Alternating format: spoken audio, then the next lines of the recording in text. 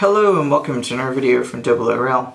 What you're looking at here is our large Terminus Station project. If you're not familiar with the Terminus Station, it's basically a railway station where one or more lines terminate or end at that station. Over the next couple of weeks, I'll be releasing some videos showing you the progress of this project. I'm also going to release a few videos showing you some of the techniques and passing along a few tips that I've picked up from working on this project. So the first phase is to get the track working here. So you may recognize this part of the layout. It's a 2 feet wide by 4 feet deep section of the layout. It's right at the start of the first phase of the layout. It's kind of tucked away here in the corner of the basement. The lighting in here isn't very good at the moment. I actually have a lamp next to me that's illuminating this part of the layout. I'm hoping, because the lighting is a little bit dim in this section, that it's a good candidate for actually doing some cool interior lighting with the model itself. So I'm hoping to experiment with that and hopefully get some good results. So like I said, you may be familiar with this section of the layout. You may have seen it in the third rail line videos that I've put out. So basically I had to make a few changes. If you look clear down here, you can see where this EMU is. This used to be just a passing loop, and it had a bit of a siding in there, I think, for the class 73. So what I did was I extended that just about through here and down into the platform. So it actually adds a kind of a split line from this section on. And then of course I had to move the point work that was here forward a little bit to still accommodate this while still being able to get locos in both tracks at the same time. And other than that, it was pretty smooth sailing. None of this track really was nailed down, it was just kind of temporary. So after I pulled up the 3 sidings that were here, it was pretty straightforward to put the track in. Now I didn't want to use the good flex track on this section.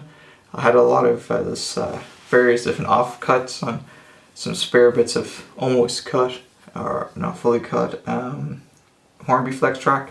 So it's a mix and match of track here, but I'm going to weather it and paint it anyway, so it won't really matter. So I just want to walk through real quick what I did to lay this out. So I started off with the line nearest the wall here, and we used the track setup, which is this thing right here, and you basically just drop it in between the rails, and it basically helps you straighten the track and find the location for the track pins. So once I got this track on the outside done as a reference track, we used the oorail minimum platform width templates. Now I do have a video coming out that shows you how to use this, but basically it's pretty straightforward. This blue section in the middle is 50mm, which is a kind of a minimum platform width. Then you can see here we have these 2 rectangles. There's a grey rectangle that's sort of shaded out under the green here a little bit, and that actually represents the sleepers. And then this center rectangle here represents the 2 rails and the center part of the track. And you can see there's arrows on both ends, and these actually line up with the track pin holes if you're using a Hornby flex track or if you're using set track. So the idea is that once you have your reference line installed, you can place this either under it or above it and line up your other track, and then you don't have to worry about the platform clearances. You know that this will be a minimum distance for the minimum size platform. Obviously, if you want a larger size platform, you're going to have to widen this, but this will at least give you a guide to know that the minimum platform width is going to work. Now I actually have a very cramped space in here, and the reason I wanted so many platforms is the Scale Scenes large station kit is what I'm planning to use here, and it has these really cool arched canopies. But the problem is those arched canopies are only 250mm wide, so this whole section here is about 500 and something. So what I wanted to do was I didn't really want to use their super large one, which I think is like 475 or 425 millimeters. It didn't quite even out with where I wanted to put the platforms. So what I opted to do was to basically do 2 sets of the large canopy. So one set's going to go from here over into the center section, and then a second set is going to be adjacent to it and it'll come in here. Okay, and then this section here along the outside of the edge will have a single platform that will be part of the station and stuff off to the right. I'm not going to put the station building down the end here. I thought about doing it. I did have some room for it to fit, but I have more room off to the right because I got some room for an extra piece of baseboard. So I decided that I was going to just put that off to the right, and we'll kit bash something for the wall here for the station. So lining up the track was pretty straightforward. So we had this under the track. It's kind of nailed down now, so I'm just going to put it over it so you can see. And that's how I was able to line up and nail in the second set of track. And then from the same kit from oorail, this is a free kit, and if you're not familiar with it, if you go to www.oorail.co.uk, click on shop and then click on the kit option on the side menu, you'll see that there's a free track clearances kit. Download that as a PDF, print it out. It gives you a variety of tools, including these templates. And obviously you can print it out as many times as you want. One of the things in the kit is this is a couple of minimum track clearance distances. So if I reach over here and try to grab it. So this one here is the 3.5 millimeter minimum clearance.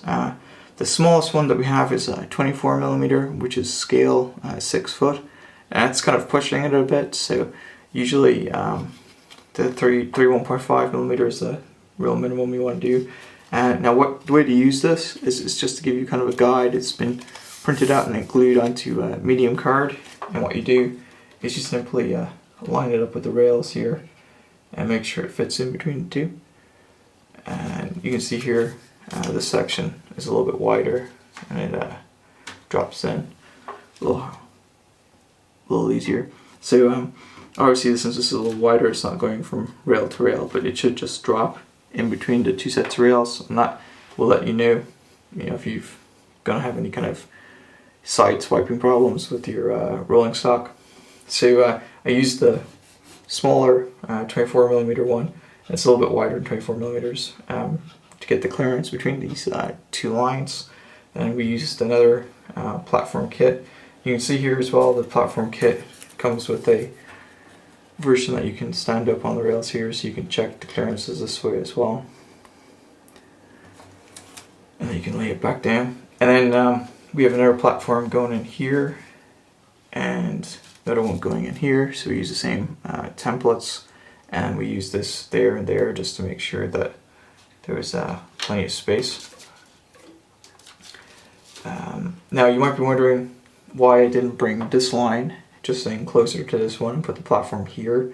I did think about that, but the way I have the points set up over here and the points that I actually had, it was a bit tricky to actually get that curve to make that kind of curve that kind of tight. So instead I opted to stack another platform in here instead. And it works out pretty well since they're all big platforms anyway.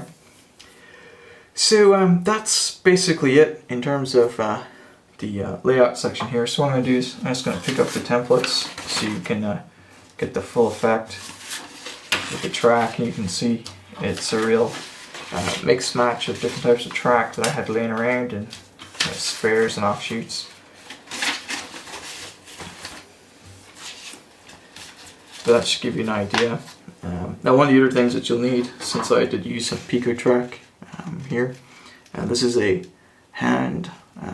small hand drill, and what you do is you basically use the track setter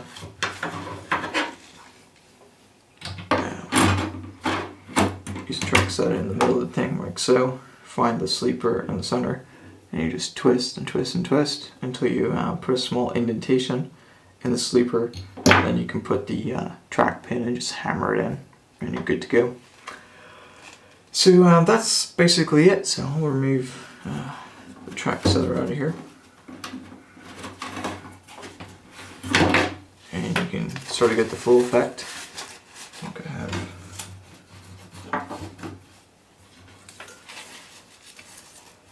So these 3 lines here, so this one, this one, this one, will all have the third rail sleepers, third rail chairs and third carriage 60 rail added to it. I'm going to try to do that over the next day or two when I weather up the track here as well.